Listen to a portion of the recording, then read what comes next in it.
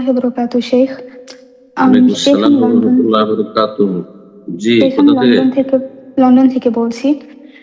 শেখ আমার প্রশ্ন হচ্ছে, বাচ্চাদের কি এরকম কোনো সকাল সন্ধ্যা ফু দেওয়ার মতো দোয়া আছে? আর হচ্ছে নজর থেকে বাঁচানোর জন্য স্পেশালি বাহিরে যাওয়ার আগে কি কোনো দোয়া পড়ে ফু দেওয়া লাগবে, এরকম কোনো দোয়া?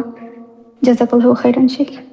সবচাইতে সহজ সূরা ইখলাস, ফালাক, নাস, মুআউযিজাত, আর বিশেষ করে সূরা ফালাক, নাস। সূরা ফালাকে বদনজরের কথা রয়েছে, সেহের জাদুর কথা রয়েছে, আর সমস্ত সৃষ্টির অনিষ্ট থেকে আশ্রয়ের কথা রয়েছে। অমিন শাররি হাসিদিন ইযা হাসাদ, এটি হচ্ছে বদনজর থেকে আশ্রয় কামনা। আর সূরা নাসে জিন শয়তান, মানুষ শয়তান অনিষ্ট থেকে আশ্রয় কামনা আর কথা রয়েছে। সুতরাং এই দুটো সূরা অত্যন্ত গুরুত্বপূর্ণ, এগুলো পড়ে ফুঁক দেওয়া যায়।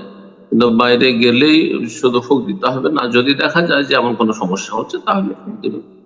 বাইরে যাওয়ার ক্ষেত্রে আর একটি দোয়া রয়েছে।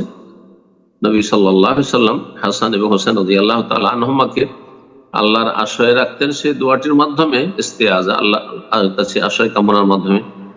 উইযুকা বিকালিমাতিল্লাহি তাম্মা মিন কুল্লি শাইতানি ওয়া হাম্মা ওয়া মিন কুল্লি আইনিল লাম্মা। জি, শয়তানের অনিষ্ট থেকে, বদনজরের অনিষ্ট থেকে রক্ষার জন্য এই দোয়াটি পড়বেন, আর তারপরে নিয়ে বেরিয়ে যাবেন। জি, ফু দেওয়া জরুরি নয়। উইযুকা বিকালিমাতিল্লাহি তাম্মা মিন কুল্লি শাইতানি ওয়া হাম্মা, আল্লাহর আশ্রয়ে রাখছি তোমাকে, আল্লাহর শরণ নিচ্ছি এবং আল্লাহর শরণে তোমাকে রাখছি।